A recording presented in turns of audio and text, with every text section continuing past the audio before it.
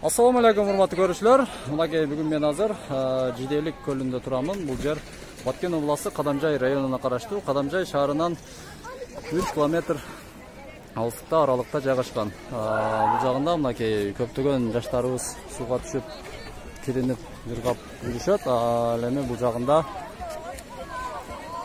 секирчи сууга. Секирчи. Üşüdün mü? Sekir. Sekirбейсиңби? Sen sekirесиңби?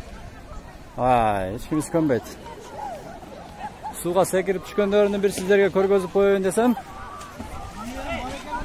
Hiç kimisi könbeydi buna. Uşul жерге kelip es alıp ketsеңиздер болот.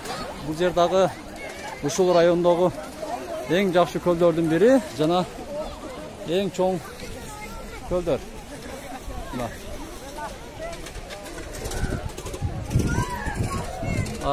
Бул жагында болсо болду мына.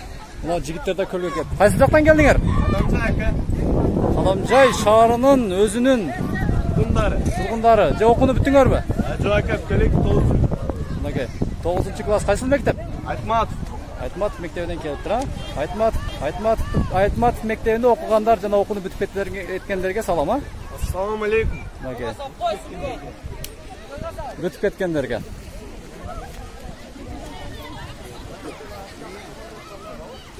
Биз бул жагына дагы карай барабыз. Бул жакта но көлдүн ар жагында топтолуп турган адамдар турган жерде Котур булак көлү. Котур булак мына бул жагында. Жаш өктөр киринчү, атайын детский бассейн.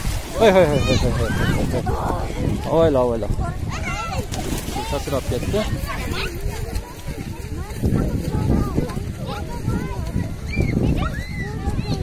Биз сиздерге азыр эми бул жактагы Котур булакты көргөзүп кетебиз.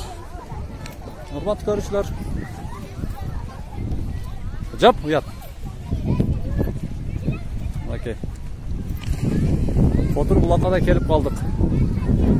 Урматтуу көрүүчүлөр, биз ушул жерде уламыштарга таянсак, бул жерде ушул Котур булакта адам өзүнүн жүзүн жууп жана ар кандай бир аллергиялар чыккан болсо, ошого жуупса жүзүнү ыкылас кылып, ушул Котур булак дагы бул дары суу деп коет. Лечебный суу деп коет экен бул жерде. Апаларыбыз дагы бул жерге кетти. Мурда бул жерде дагы чыкчу эле, эмнегедир азайып калганбы, суу токтоп калыптыр. Азыр бул жеринде мына ушул жерден чыгат экен. Бул жерге дагы буюрса дагына жакшы оңдолот, Кудай кааласа. Оңдоп, сонун кылып түзөтөбүз деди ушул жердин арендаторлору жана негизги иштеткен адамдар. Мынакей. Ушул жака келип, салып кетсеңиздер болот.